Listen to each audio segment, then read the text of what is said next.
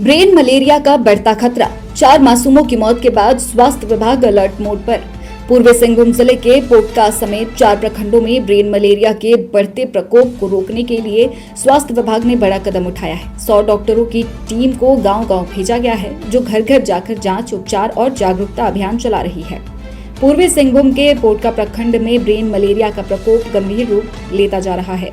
लगातार बढ़ते संक्रमण और 4 मासूम बच्चियों की मौत के बाद स्वास्थ्य विभाग पूरी तरह अलर्ट मोड में आ गया है। स्वास्थ्य विभाग की विशेष टीम बड़े पैमाने पर ग्रामीण इलाकों में जांच अभियान चला रही है। रक्त जांच के दौरान कई लोग संक्रमित पाए गए हैं, जिन्हें इलाज के लिए सदर अस्पताल और एमजीएम अस्पताल में भर्ती कराया गया है। स्थिति की गंभीरता को देखते हुए जिले के 4 प्रखंडों पोटका, मुसाबनी, घाटशिला और डुमरिया में 100 डॉक्टरों की विशेष टीम तैनात की गई है। 24 विशेष स्वास्थ्य दल गांव-गांव पहुंचकर लोगों की स्क्रीनिंग कर रहे हैं। केवल पोटका में ही 17 चिकित्सकों की टीम घर घर जाकर रक्त जांच, दवा वितरण और उपचार का कार्य कर रही है।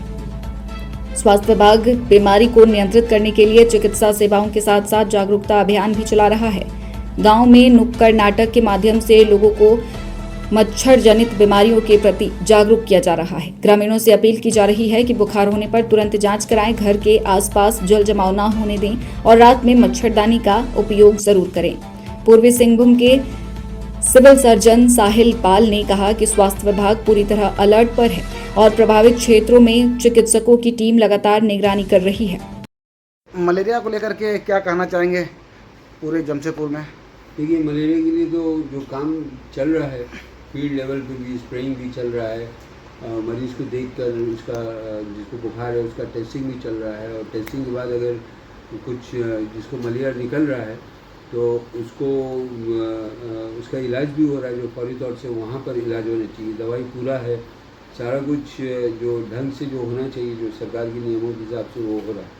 दूसरा कि इसको और वो कि और केसेस अगर ये आउटब्रेक फैला है तो और केसेस को पकड़ने के लिए डुमरिया, मुसाबनी, घाटशिला और पोटका में 25 सेंटर्स में ये 2 दिन के लिए टीम्स लगाया गया है, जो हर टीम में एक डॉक्टर होगा, एक एमपीडब्ल्यू होगा, 2 सीएचओ होगी और एएनएम होगी और सहिया होगी।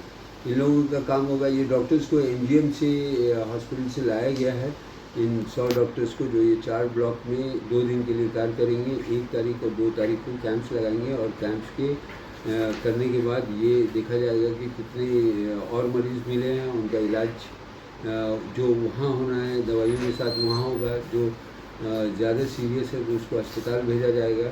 ये 2 दिन की प्रक्रिया है जो कितने मरीज जो बात सामने आई कि अचानक पोटका में ही इतने ज़्यादा पेंडेमिक तरीके से मलेरिया पेशेंट क्यों आए? ये आपको पता ही है कि जो फैल्सिफोरम का जो मलेरिया होता है वो जल्दी से फैलता है।